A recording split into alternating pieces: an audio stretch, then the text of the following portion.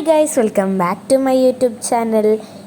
ഞാനിപ്പോൾ നിൽക്കുന്നത് കാസർഗോഡ് ജില്ലയിലെ കോടോം ബേളൂർ പഞ്ചായത്തിൽ കോടോത്ത് ഭഗവതി ക്ഷേത്രത്തിലാണ്. ക്ഷേത്രത്തിൻ്റെ പ്രവേശന കവാടമായ ഗോപുരത്തിൻ്റെ മച്ചിൽ മരത്തിൽ കൊത്തിയിട്ടുള്ള ശില്പങ്ങൾ പ്രസിദ്ധമാണ്.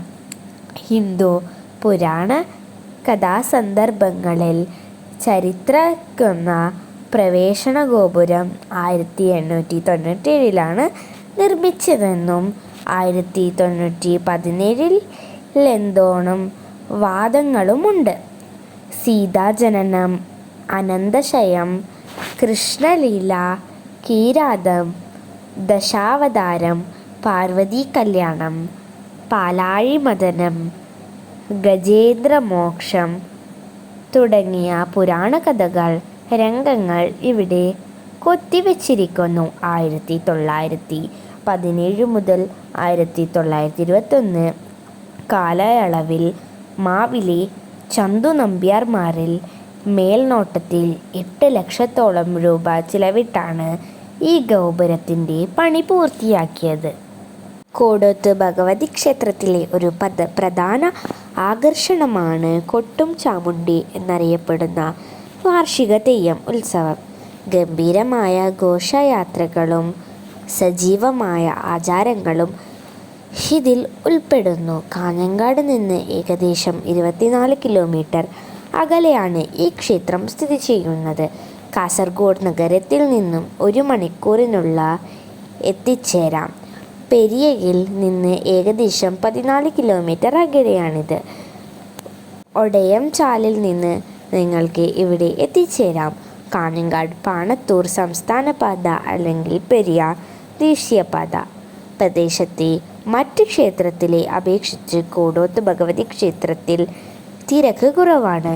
ഇത് ഭക്തർക്കും സന്ദർശകർക്കും ഒരുപോലെ ശാന്തവും അന്തരീക്ഷവും പ്രദാനം ചെയ്യുന്നു. ദേവതയായ ഭഗവതി ദിവ്യ സ്ത്രീത്വത്തെ, ഉഗ്രരൂപത്തെ പ്രതിനിധീകരിക്കുന്നു. സംരക്ഷണവും സമൃദ്ധിയും പ്രദാനം ചെയ്യുമെന്ന് വിശ്വസിക്കപ്പെടുന്നു. ചരിത്രപരവും സാംസ്കാരികപരവുമായി പ്രാധാന്യമുള്ള ഈ ക്ഷേത്രത്തിന് കാസർഗോഡത്തെ നിരവധി ക്ഷേത്രങ്ങളുടെ ട്രസ്റ്റികളായ കോടോത്ത് തറവാട് കുടുംബം ചരിത്രമായി സേവനമനുഷ്ഠിക്കുന്നു.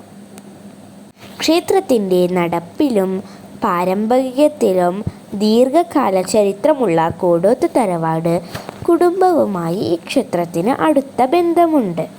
ഈ പ്രദേശത്തിൻ്റെ സംസ്കാരവും ആത്മീയവുമായ ജീവിതത്തിൽ ഈ ക്ഷേത്രം ഒരു പ്രധാന പങ്ക് വഹിക്കുന്നു. അനുഗ്രഹവും ആത്മീയ ആശ്വാസവും തേടുന്ന ഭക്തർക്ക് ആരാധനയ്ക്കും തീർത്ഥാടനങ്ങൾക്കുമുള്ള സ്ഥലമാണ് ഈ ക്ഷേത്രം.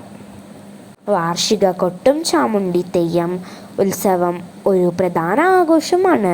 വലിയ ജനക്കൂട്ടത്തെ ഇത് ആകർഷിക്കുന്നു. ശക്തയായ സംരക്ഷയ്ക്കും സമൃദ്ധിയുടെ പ്രതീകവുമായ ആരാധിക്കപ്പെടുന്ന ഭഗവതി ദേവിക്ക് സമർപ്പിച്ചിരിക്കുന്നതാണ് ഈ ക്ഷേത്രം. പിന്നെ ഈ ക്ഷേത്രത്തിൽ രാവിലെ 6 മണി മുതൽ ഉച്ചയ്ക്ക് 12 വരെയും വൈകുന്നേരം 6 മുതൽ രാത്രി 8 വരെയും തുറന്നിരിക്കും.